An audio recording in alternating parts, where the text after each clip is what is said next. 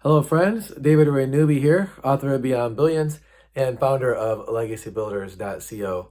I wanted to talk to you about the article about a New York Times interviewing Laura Powell-Jobs, Steve Jobs' widow. She's the 35th richest person in the world, 6th richest woman in the world.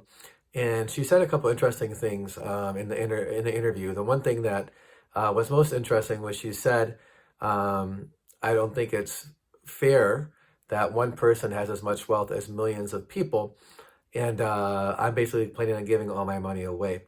Now, I want to sort of share with you an alternative perspective that about fairness. Number one, money goes where it is valued. Her husband created amazing value for the world. I'm speaking to you on an iPhone right now that her husband helped develop. So fairness it's really not part of the equation. Adding value to the world is part of the equation. If she wants to give away all her wealth and leave nothing to her kids, that's totally her right and her prerogative. It's her money. So I don't think this idea that it's not fair should drive people shouldn't have so much is a horrible, horrible idea. We do not raise the standard of living for the poor by punishing the rich. We live in a time where there's more wealth and greater standard of living than in the history of the world. So I think we need to be asking, how can I best deploy capital to empower more people to improve their life instead of saying, oh, it's not fair that someone has so much. Related to inheritance, I agree with her that you don't want to just give a bunch of money to your kids without a good work ethic. One thing she said in the article is that if you wanted something when she was a kid, you had to go work for it. She had all these jobs from the time she was 6 years old, shoveling snow, lifeguard, babysitter, etc. And so when you pass on the values of appreciating capital, appreciating the business that you've built, your kids can wisely steward whatever you leave them, whether you leave them $100,000 or $100 million or several $billion. And so I think the focus on passing on your values to your kids, and they will be able to be a good steward of whatever amount of money you leave them. And related to that, King Solomon said, and King Solomon created $4 trillion worth of wealth with business ventures in today's money.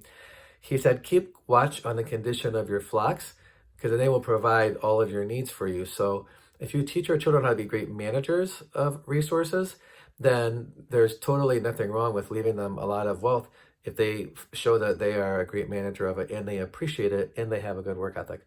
Last but not least, I want to draw a quick point here about, she mentioned it's not right that the Rockefellers and the Carnegies and the Fords amassed all this wealth. Well, Andrew Carnegie chose to give his wealth away. And this is why we have thousands of libraries all over the world with his name on it. The Fords chose to give a lot away, and so did the Rockefellers, and they kept some of it. And that, again, that is their prerogative.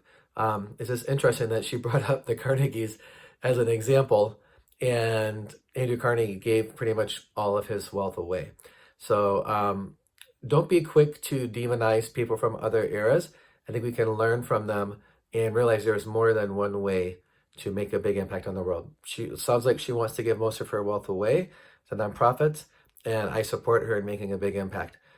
If some of her peers want to give part to profit and part to their heirs, like many Giving Pledge members, totally excellent as well. Pass on those values. And last but not least, whether you're a billionaire now and watching this, or whether you're on your way to billionaire status, or desire to be a billionaire, or you're totally content making 30 grand a year and living a middle-class lifestyle, wherever you are on that spectrum, do not judge others' wealth or others' results based upon a concept of fairness. Instead of focusing on their results, ask the question, how can I add more value to the world? And therefore, I will be enriched and the world will be enriched. God bless you, friend.